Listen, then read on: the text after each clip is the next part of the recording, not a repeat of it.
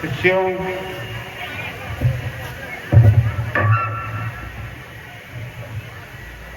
श्रद्धालुओं, आज इस गांव की संगत द्वारा जन्मदिन का आयोजन किया गया है। इनके लिए बहुत बहुत आशीर्वाद है। जब किसी चीज का जन्म होता है तो उसके पीछे कोई ना कोई उसका उद्देश्य जरूर होता है। सुबह से कितनी बारिश पड़ रही थी और इतनी परेशानी उठा करके भी भक्तगण अब तक आ रहे हैं, तो इससे ऐसा लगता है कि उनके अंदर कितनी निष्ठा, समर्पण प्रकट हो रहा है। तो जब किसी चीज का प्रकटीकरण होता तो उसके पीछे कोई ना कोई उसका उद्देश्य जरूर होता। आजकल घरों में भी जन्मदिन मनाते हैं, तो जन्मदिन मनाना खाली केक काटना ही नहीं होता या हैप्पी बर्थडे नहीं कहना होता। उसे बताना चाहिए कि तुम्हारा जन्म किस लिए हुआ। खाली मनोरंजन करने के लिए या खुशी के लिए नहीं होता, बल्कि उसके पीछे कोई लक्ष्य होता। अभी परसों जन्माष्टमी मनाई होगी, सभी ने अपने अपने घरों में लड्डू गोपाल रखे होंगे, झूला भी झुलाया होगा नहीं, भोग भी लगाया होगा, सारे काम करे होंगे। तो तुमने उससे क्या प्रेरणा ली? भगवान का जन्म तो मना लिया, क्यों मनाया, क्यों जन्म हुआ था भगवान का, ये तो किसी ने नहीं बताया उन्हें। भगवान का जन्म होता है धर्म की स्थापना और अधर्म का विनाश करने के लिए भगवान जन्म लेते हैं। जब भगवान छोटे से थे, बचपन में उन्होंने पूतना को जो मारने आई थी उसका भी विध्वंस कर दिया था। आज इतनी पूतना हो गई हैं जो भ्रमित कर रही हैं भक्तों को, तो उसकी प्रेरणा देने के लिए संत जनों का जन्म होता। पूतना एक ऐसी विचारधारा है जो हमारा अच्छा मार्ग है, जो हमारी अच्छी विचारधारा पनप रही है, उसके मार्ग में अवरोध करना, उसको हटाना एक भी विचारधारा है पूतना। वो तो हमने बना के दिखा दिया कि स्त्री आई और वो उठा के ले गई भगवान को मारने के लिए, बल्कि ऐसी बात नहीं है, कोई विचार होता। अब जैसे अभी इंस्पेक्टर साहब कह रहे थे कि कोई शरीर नहीं है, शरीर तो जन्मता मरता, ये तो कॉस्ट्यूम है, हमने कपड़ा पहन लिया, कपड़ा खत्म भी होना है, उतरना भी है, गंदा भी होना है, खत्म भी होना, सब कुछ होना है। लेकिन इसके अंदर जो चेतना है, जो इसमें अवतरित हुई है, उसे हमें समझना है, वो बहुत महत्वपूर्ण है। उसी के लिए हम जन्मदिन मनाते हैं। हमारे सनातन में कहते हैं कि बच्चे को अच्छे संस्कार दो, तो जब उसका जन्म होगा तभी से उसके अंदर हम संस्कार डालना शुरू कर देते हैं। बच्चा छोटा जो होता है, 1 साल का, 2 साल का, 3 साल का, उसके अंदर ग्रहण करने की बहुत शक्ति होती है। वो बहुत जल्दी बातों को पकड़ता है, जैसा वो देखता फिर वैसे ही वो करना शुरू कर देता। तो हम क्या शिक्षा दे रहे हैं, कौन से संस्कार उसके अंदर डाल रहे हैं? खाली मनोरंजन के संस्कार मत डालो, उसे बताओ कि तेरा जन्म किस लिए हुआ। उसके अंदर अच्छे संस्कार डालो, धर्म के संस्कार डालो। खाली यही नहीं कि बस दुनियादारी में आ गए, बच्चा पैदा हो गया बहुत खुश हो गए। वही बच्चा कल के दिन को बड़ा होकर अगर संस्कार अच्छे नहीं होंगे तो हमारा अपमान भी करेगा, हमें घर से भी निकाल देगा। आजकल कितने वृद्धाश्रम बना रखे हैं, विधवा आश्रम बना रखे हैं, क्यों बना रखे हैं? क्योंकि उनकी संतान उन्हें खाने को रोटी नहीं दे रही। माँ बाप 5 बाल को पाल सकता, 10 को पाल सकता, और एक माँ बाप 5 नहीं पल सकता। क्यों नहीं पल रहे? क्योंकि उनका जन्म जो हमने मनाया था वो मौज मस्ती के लिए मनाया था, ज्ञान के लिए नहीं मनाया था। हम उसके अंदर अच्छे संस्कार डालना चाहिए, अच्छा ज्ञान उसके अंदर भरना चाहिए, तब जन्म मनाना हमारा सार्थक है, सफल है।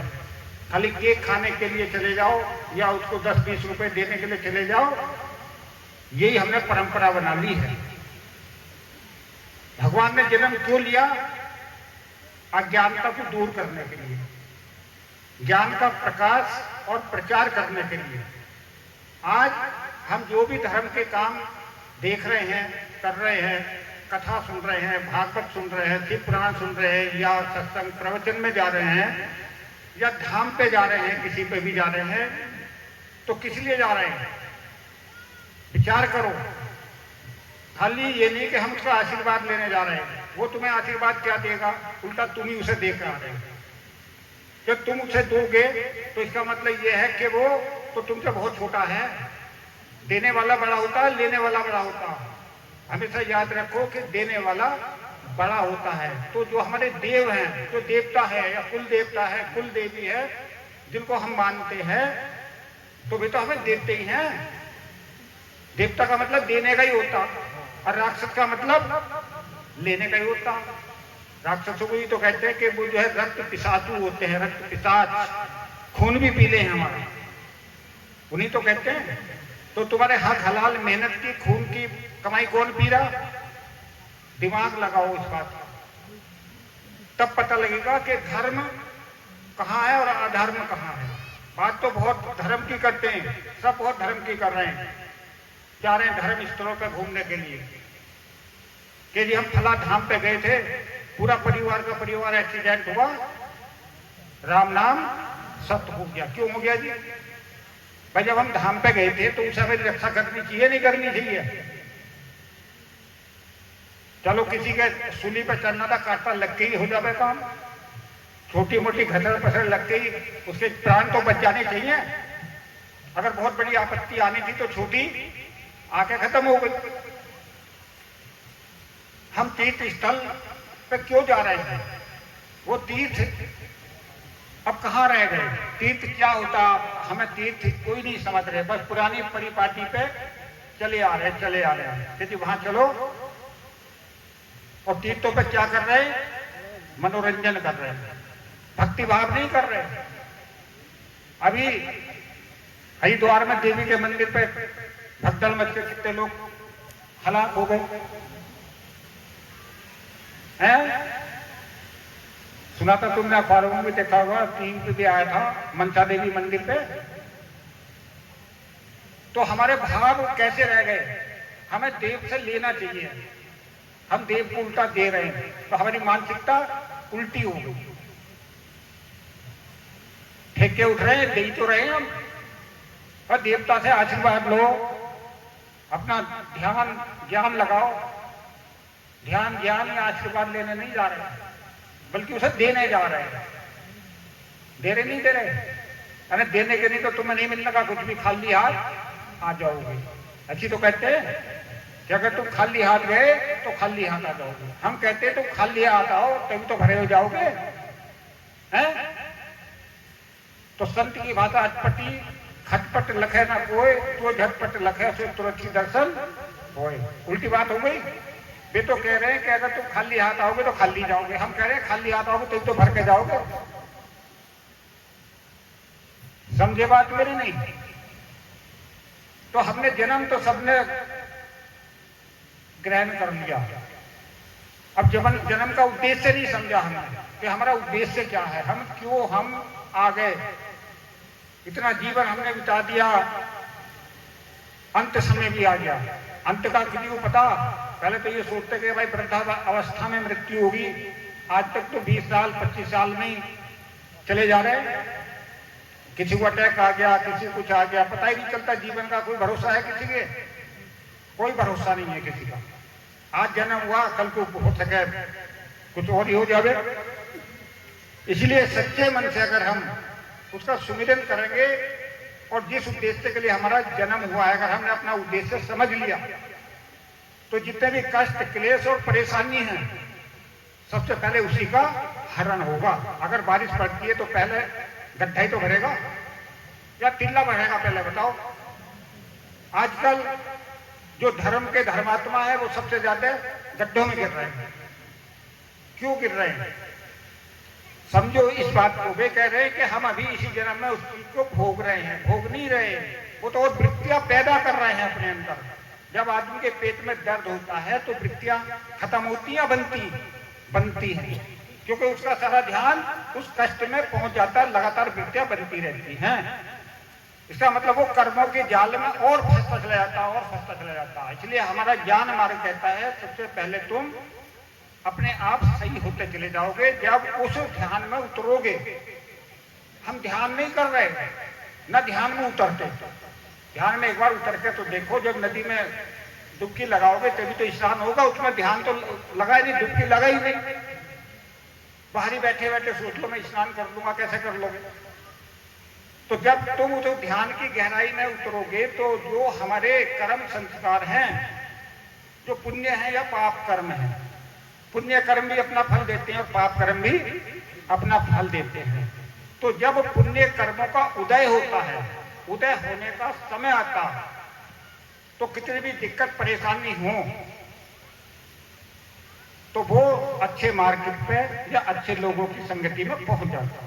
जब उसका पुण्योदय होता, पुण्य कर्मों का जागरण होता, उनका उदय होने का समय आता। अब मैं देख रहा हूं बहुत सारे भक्त बहुत दिक्कत उठाता है। बहुत सो ने सोचा गुरुजी को फोन कर दिया, गुरुजी हम तो यहीं कर लें। भाई कर लो, मैं किसी को दिवस तो करता नहीं। जिनकी इच्छा हो आ जाओ, नहीं हो मत आओ। तो जिनका अच्छा कर्म उदय होना होता वो पूछता नहीं है। अब लोग धामों पे जा रहे हैं, वे पूछ के जा रहे हैं किसी से? वो वहां फोन मिलाना धाम वाले को कि जी हम धाम पे आ रहे हैं, आ जाए ना आ जाए, या यहीं पूजा कर लो। मुझसे नहीं पूछते, मुझसे जरूर पूछते हैं कि गुरुजी आ जाए या नहीं। है ना भाई, तुम्हारी इच्छा है आना चाहो आ जाओ, नहीं आना चाहो मत आओ। तो हम किसी को विवश नहीं करते, ये तो अपनी स्वेच्छा है। जब हमारा पुण्य जागृत होगा तो हम जरूर पहुंच जाएंगे उस स्थान पर, और जब पाप जागृत होगा तो हम उस स्थान पे नहीं जाने के। कहेंगे मन लगता नहीं हमारा, तो ध्यान में नहीं लगता, पूजा में नहीं लगता, पता नहीं क्या होगा। क्या हो गया? ये तो तुम्हारे अपने अंदर के कर्म है। क्या हो गया? अपने आप से पूछो क्या हो गया। तो जब भाग्योदय होना होता है, जब पुण्य कर्मों का उदय होना होता है, तो हम अच्छी जगह अपने आप ही चले जाते हैं, कहने की जरूरत नहीं पड़ती है। जब पाप का उदय होता तो हम बुरे लोगों की संगति में चले जाते हैं, और वो फिर बढ़ता ही चला जाता, घटता नहीं है। लगातार कोई व्यसन में जैसे फंस जाता, कोई दारू पीने का शौकीन हो गया हो, या अन्य कोई मादक पदार्थ खाने का आदी हो गया हो, या और कोई दुर्व्यसन उसके अंदर आ गया हो, तो उसके जाल में फंसता ही चला जाता, फंसता चला जाता, लगातार उन कर्मों में उलझता चला जाता। और एक समय ऐसा आता कि कोई किसी का साथ नहीं देता। एक स्थिति ऐसी जाती अंत समय में, क्योंकि अंत तो जब आती है तो अंत भी है। तो इस शरीर का जब अंत होगा तो कुछ तो तड़ाक फड़ाक काम हो जाता, और कुछ ऐसे ऐसे रोगों से ग्रस्त हो जाते हैं कि उनके प्राण निकलने मुश्किल पड़ जाते हैं। फिर कहेंगे कि गुरुजी प्रार्थना करो इसके प्राण निकल जाएंगे, पाठ बैठा देंगे, गीता जी का पाठ पढ़ लो, या और किसी अन्य धार्मिक कर्म कांड को कर लो कि इनके प्राण निकल जाने चाहिए। जबकि कोई चाहता नहीं है प्राण निकालना। क्या चाहता है बताओ? कोई मरना चाहता? कोई नहीं चाहता। लेकिन वो स्थिति एक ऐसी आती है, वो तो नहीं मरना चाह रहा, लेकिन उसके जो परिजन हैं, जो उसकी सेवा सुसरा करने वाले हैं, वो दिक्कत में आ जाते हैं, परेशान हो जाते हैं। भाई तो शुद्ध बुद्धि नहीं है, उसकी सेंस ऑर्गन्स जो उसके काम ही नहीं कर रहे, सोच समझ ही नहीं है, क्या खाना क्या पीना, का नहाना धोना सब बेकार हो जाता। तो आदमी फिर परेशान होकर ही सोचता कि भाई भगवान से उठा ले तो ही अच्छा है। तो जब हम भक्ति के सच्ची भक्ति के मार्ग में चलते हैं, आजकल भक्ति तो बहुत लोग कर रहे हैं, बहुत करा रहे हैं लोग, जबरदस्ती कराते घूम रहे हैं कि ये किताब पढ़ लो, वो काम कर लो, ये काम कर लो कि तुम जो मुक्ति को प्राप्त हो जाओ। मुक्ति कोई किताब पढ़ने से नहीं होती। कभी कोई ये समझता हो कि मैंने किताब पढ़ ली, बहुत सारे धर्म ग्रंथ पढ़ लिए, मेरी मुक्ति हो गई, उससे मुक्ति नहीं होती। मुक्ति होती है अपने स्वरूप में उतरने से। जब हम अपने अंदर उतरते हैं तो जितने भी उपद्रव हैं सारे उपद्रव बाहर से आ रहे हैं और वे हमारे अंदर बीज रूप में संकलित हैं। तो जब बाहर से वो चीज मिलती है तो अंदर में विस्फोट होना शुरू हो जाता है। इसलिए कहते हैं कि संगति करे संत की हरे और की व्याधि और संगति करे असंत की आठों पहर व्याधि। अगर हम संत की संगति करते हैं तो संत रूपी जो बीज हमारे अंदर पड़े हैं वो जागृत होने शुरू हो जाते हैं। लेकिन वो संत हो, खाली संत लिख देने नाम से कोई संत नहीं हो जाता। उसके अंदर वो योग्यता होनी चाहिए। खाली शब्दों से काम नहीं चलता, उसकी योग्यता से काम चलता। योग्यता तो धारण ही नहीं करी और हम खाली ढील के रूप में चले जा रहे हैं, ना हम जानता ना पहचानता। और हम कह रहे हैं हम तो गुरुमुख हो गए। योग्यता तो देखी ही नहीं। अगर गवर्नमेंट भी किसी को किसी जॉब में रखती है तो पहले उसकी योग्यता तो देखती, पहले उसका विज्ञापन निकाला जाता कि इतनी योग्यता होनी चाहिए। जिसके अंदर इतनी योग्यता होगी वही उसको फार्म को भर सकता, और कोई भरेगा तो रिजेक्ट होगा, फिर उसकी परीक्षा भी होगी। और आजकल जो अनपढ़ जाहिल गवार हैं वो भी आचार्य बन गए। आचार्य की डिग्री तो कितनी बड़ी हो, एमए इक्विवेलेंट होती है, एमए के बराबर होती है। और आजकल तो लोग जो अनपढ़ हैं वो भी आचार्य लिख लें अपने आप को। बताओ, वे भी अपने आप को गुरु जी संत महापुरुष बन रहे हैं। महापुरुष वैसे ही अपनी मर्जी से ही योग्यता धारण ही नहीं करी। तो हमारे वेदों में, शास्त्रों में, ग्रंथों में हमें प्रेरणा दी गई है कि तुम्हें कौन से मार्ग पे चलना है, और हमने उस प्रेरणा को तो दरकिनार कर दिया। बस हमने उस मंत्र को जपना शुरू कर दिया। मंत्र का मायने जानते नहीं है, उसका मतलब तो समझो कि उस मंत्र का मतलब क्या है। वो मतलब हमें तो प्रेरणा दे रहा है। वो अगर संस्कृत का श्लोक है तो वो हमें प्रेरणा दे रहा है कि तुम ऐसा करो। हम ऐसा नहीं कर रहे, हम उसको रट रहे हैं खाली। उसकी प्रेरणा के जो प्रेरणा दी उसे नहीं कर रहे। जैसे चौराहे पे पत्थर लगा दिया कि दिल्ली इधर को जाना है, बंबई इधर को जाना, कलकत्ता इधर को जाना है, तो हमने उसके चक्कर काटने तो शुरू कर दिए, उस दिशा में चलना बंद कर दिया। जब उस दिशा में नहीं चलेंगे तो रास्ता कैसे कटेगा? नहीं कटने का ना, वहीं घूमते रहोगे। जैसे तिल्ली के बैल की कहावत सुनी होगी तुमने कि वो भाई घूमता रहता है, उसकी आंख बांध दो, अब वो वहीं घूमता रहेगा। कितने किलोमीटर चला पूरे दिन में? 0 किलोमीटर चला भाई। जब वो वही चक्कर काट रहा तो कहां चला वो? तो ऐसी तुम रात दिन मंत्र तंत्र शब्द रटते रहो तो कहां गए तुम तो वहीं घूम रहे हैं। दिल्ली के बैल की तभी वो तो प्रेरणा स्रोत है, हमें प्रेरणा देने के लिए बनाए गए। वो उस काल की भाषा थी, उस भाषा में अपना बोलते थे। अब हम उन्हीं चक्करों में फंस गए। तो इसलिए कहते हैं कि तंत्र मंत्र सब झूठ है, मत भरमो संसार, और सार शब्द जाने बिना उतराना कोई पार। हमें सार समझना है, सार क्या चीज है। मंत्र तंत्रों में उलझने की जरूरत नहीं है। वो तो मकड़ियों का जाल है, जाल में फंसाने का काम कर रहे हैं कि ये लियो दे दिया तुम्हें, इसे बजाते रहो, इसे सुनते रहो, तुम्हारा कल्याण होता रहेगा। कोई कल्याण नहीं होने का। कल्याण होगा अपने अंतःकरण में, अपने चेतना में, जब हम वापस लौटेंगे। अब हम यहाँ बैठे हैं, अपने घर वापस जब लौटेंगे तभी तो अपना कुछ काम संभालेंगे। तो हम बहिर्मुखी हो रहे हैं। हमारा जन्म हुआ है अंतर्मुखी होने के लिए। अंतर झांक के देखो तो तुम्हें किसी से आशीर्वाद लेने की जरूरत नहीं पड़नी। क्या करोगे आशीर्वाद का? आशीर्वाद तो तुम्हारे पास है। अपने आप को तो जानना। जब अपने आप को जान लोगे तो तुम ही तो ब्रह्म हो। अहम ब्रह्मास्मि। जब ब्रह्म का अंश है तो ब्रह्मी तो है। हम पता नहीं क्यों बार इधर उधर भटक रहे हैं। कोई किसी को पानी पड़वा रहा, कोई किसी को मिट्टी पड़वा रहा। क्या होगा? ऐसी तो लोग बेवकूफ बना रहे हैं आजकल कि एक बता देगा कि जो वह जल पढ़ाने वाला है, सबकी रोग कट रहे हैं। तो ये डॉक्टर साहब जो बैठे हैं बेचारे, 10 साल तक इन्होंने MBBS का कोर्स करा होगा, BMS का करा होगा, तो भाग नहीं है।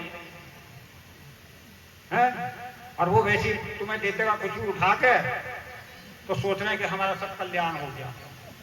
ये सब पाखंडवाद है, किसी में उलझने की जरूरत नहीं है।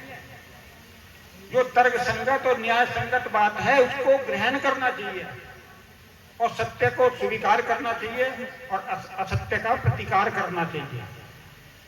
अब बहुत से लोग क्या कहते हैं कि निंदा कर रहे हैं। निंदा तो वो करते हैं जो सच को सच नहीं बोलते, झूठ को झूठ नहीं बोलते हैं, वो करते हैं निंदा। तो हमने तो आज तक किसी निंदा ही नहीं करी, हम तो सच बोल रहे हैं। तो वे सत्य को ही निंदा बोल रहे हैं, बताओ। तो इसे भ्रम में पड़ने की जरूरत नहीं है, क्योंकि जीवन बहुत अनमोल है। अनमोल है तभी तो जन्म मनावे अपने बालकों का, नहीं तो क्या जरूरत थी। लेकिन उसे हम शिक्षा नहीं दे रहे, खाली एक परंपरा बना ली, जैसे लड्डू गोपाल की परंपरा बना ली कि लड्डू गोपाल को झिलाओ, खिलाओ, निलाओ, सुलाओ, खाली परंपरा ही तो बना ली। अब से 10 साल पहले, 20 साल पहले कौन जाना था, बताओ? कोई नहीं जानता था। आज घर घर उन्हें लेकर कंडियों में घूम रहे हैं।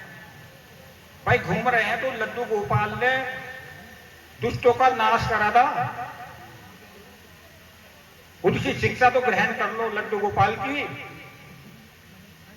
उसकी शिक्षा ग्रहण नहीं करने के बस खाली लड्डू गोपाल को लियो घूम जाएंगे हैं।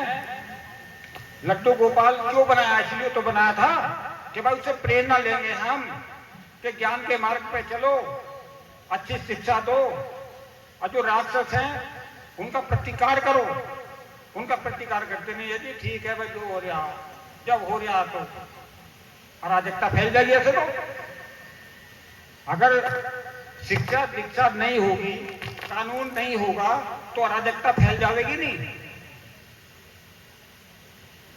हम आज बैठे सब इकट्ठे होकर, कोई बैठन देगा? अराजक तत्व होंगे तो कोई नहीं बैठन देने का किसी। तो उन्होंने एक व्यवस्था बनाने के लिए हमारे सामने वो नजीर के रूप में पेश कर दिया। हम खाली उधर भोग लगा रहे हैं, कपड़े पहना रहे हैं, सुला रहे हैं, रजाई भी उड़ा रहे हैं, कभी ठंड लग जाओ उसे। भगवान को कौन सी ठंड लग रही बताइयो हैं? तो हम कितने मूर्खों के चक्कर में पड़ रहे हैं। हम कह रहे हैं अपने देवी देवताओं को पूजो। पूजने का मतलब ये नहीं है कि देवी देवता करेंगे, उनसे प्रेरणा लो। उन्होंने देवी ने क्या करा?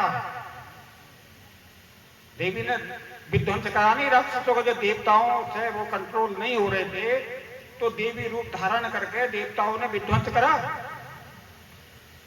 तो वो देवी का रूप तो हम धारण नहीं कर रहे हैं। देवी में तो देवताओं से ज्यादा शक्ति थी। तो जब देवी का जन्म होता तो देवता कैसे कांप के भागते हैं, लेकिन वो अपने स्वरूप को ही नहीं समझ रहे। आजकल कथावाचक में देवियों को टिप्पणी कर रहे हैं, देखो कर रहे नहीं कर रहे। आजकल देखते होंगे टीवी भी तो सभी देखते हैं, कितनी उल्टी उल्टी बात कर रहे हैं। उन्हें लोग फॉलो कर रहे हैं, उनकी बात को मान रहे हैं। उनका काम तो खाली मुद्रा इकट्ठी करना है। उन्हें भगवान से कोई मतलब नहीं। उन्हें तो अने जी हम गाय की सेवा करेंगे, हम मंदिर की सेवा करेंगे, और उसके बदले में क्या करेंगे? व्यवसाय। तो भगवान का व्यवसाय गुरु को नहीं करना चाहिए। क्या करना चाहिए? गुरु का काम उपदेश करने का होता, सच्चा मार्ग पे चलाने और बताने का होता। और जो सच्चे मन से बताए कि मार्ग पे चलता तो उसका कल्याण भी निश्चित रूप से होता है। क्योंकि कुदरत जो है वो उसी के अंदर को कुवत पैदा करती है जिसके अंदर योग्यता होती है। सरकार शक्ति किसे देगी? उसी तो देगी जिसके अंदर भी योग्यताएं होंगी। या वैसी दे देगी किसी को अपने अधिकार, तो अधिकारी को दिया जाएगा। अधिकारी वो होगा जिसके अंदर वो योग्यता होगी। तो ऐसे गुरु के अंदर भी वो योग्यता तो होनी चाहिए।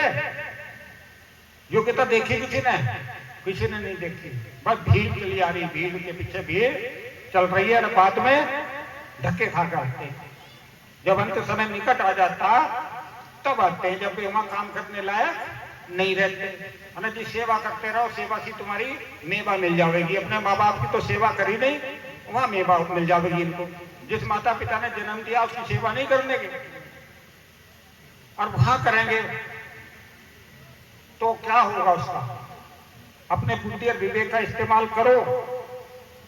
तो भगवान ने योग्यताएं बताई हैं कि जो दान चढ़ावा नहीं लेता, आसन रूपी लंका नहीं बनाता, गृहस्थी नहीं भोगता, किताब का सहारा नहीं लेता और अपने भक्तों के घर घर जाता है। अब देखो उन संतों के मैं उदाहरण भी बता दूं जिनके अंदर ये 5 योग्यताएं थी।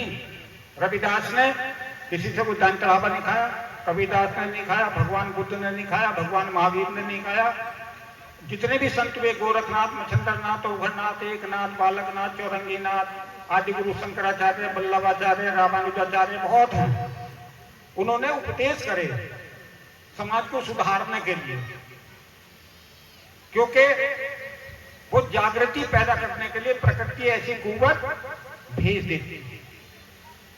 अब प्रकृति सुबह कैसी हो रही थी देखो, प्रकृति नेट में जब हम कल आ रहे थे तो मैंने कहा हमसे बच्चे जो मेरे साथ थे, मैंने कहा भाई नेट में देखो कि कल की क्या स्थिति है। उन्होंने कहा गुरुजी कल कोई बारिश नहीं है। मैंने कहा कुदरत के सामने नेट वेट सब फेल हो जाते हैं, और देखो सुबह कितनी बारिश हुई और नेट मना कर रहा था। तो ये प्रकृति परीक्षा भी ले रही थी कि तुम आओगे या नहीं आने के। बहुत से सोच रहे होंगे यार बारिश पड़ी क्या करोगे जाके, लेकिन जिन्हें आना था, जिनका कर्म उदय होना था अच्छा कर्म, वे सब आ गए। चाहे कितनी आंधी तूफान बारिश आई, आगे नहीं आ गए। और ऊपर वाले ने देखो मौसम भी अपना बरसात के हिसाब से ठीक हो गया। ऊपर तक गर्मी पड़ी, नीचे तक ठंडारी होगी तुम्हें। तो इसलिए जो था ऊपर वाले ने भक्तों के कल्याण के लिए बारिश भी कर दी थी। तो वो कुदरत बिल्कुल ध्यान रखती है जब अच्छे और सच्चे मार्ग पे चलते हैं।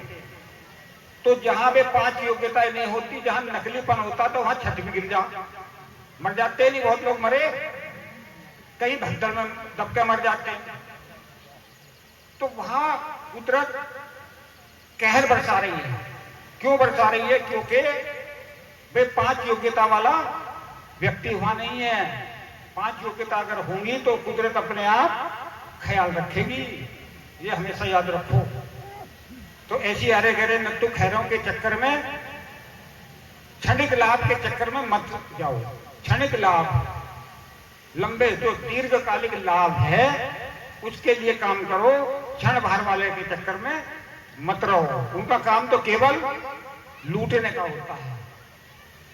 तो भक्ति के मार्ग में इन लुटेरों से सावधान रहने की जरूरत है। वे बहुत मीठी गोली देते हैं, मीठा जहर करते हैं जिसको। मीठा जहर बहुत अच्छा लगता और अंदर उतर तो ही फिर सत्यानाश कर देता।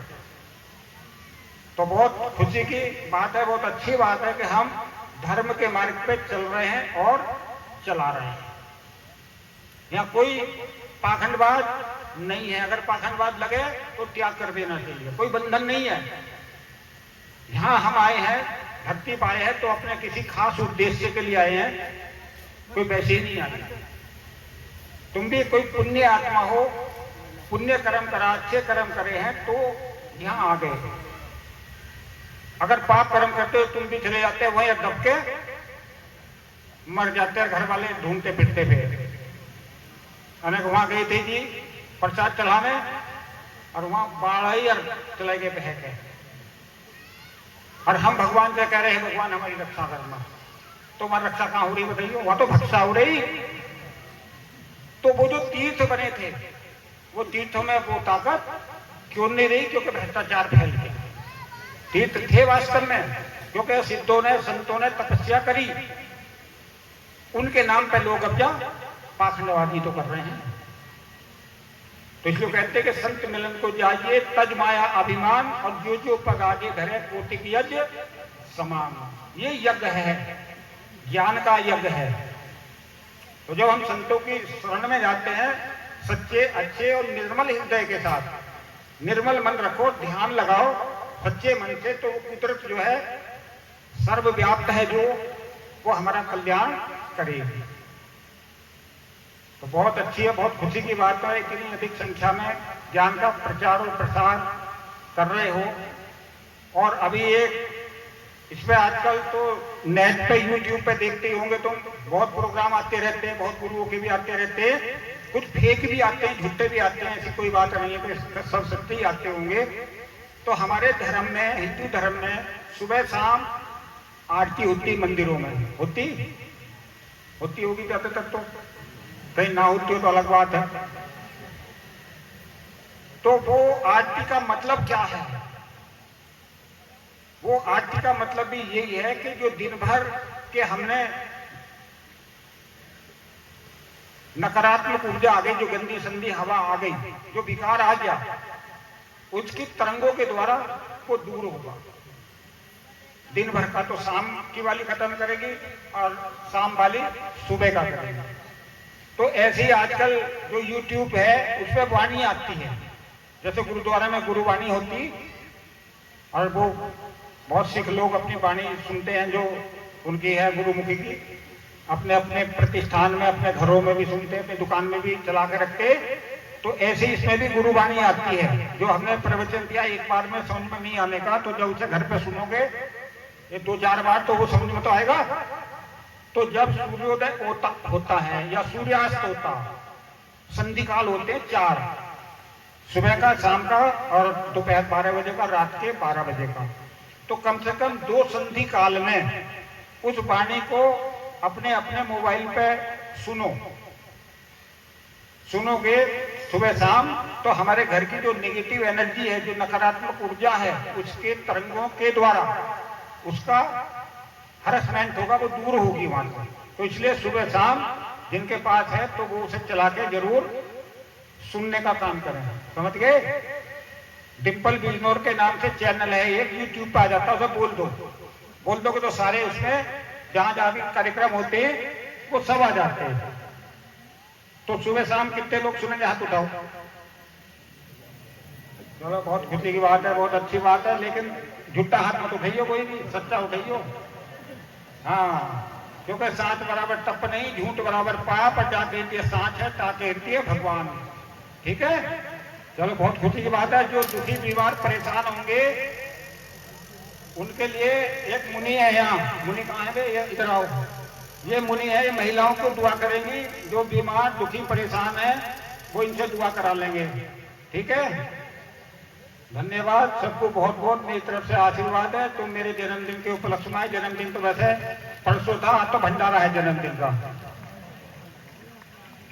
और अब जो है प्रसाद इन्होंने बनाए हैं, सब आराम से बैठेंगे। पहले मातृशक्ति के लिए प्रसाद का वितरण होगा, उसके बाद पुरुष वर्ग उसका वो लेंगे रसपान। और 27 तारीख को फिर ये हमारे सेठ भी हैं, ये गांव कुमारपुरा में भंडारा कर रहे हैं। इनकी कोई मनोकामना पूरी हुई थी तो उसमें भी आप सादर आमंत्रित हैं। 27 अक्टूबर अगले महीना 27 तारीख का, जहाँ 5 महीने पहले हुआ था ना, उसी जगह होगा, कुमारपुरा गढ़ी के बीच में।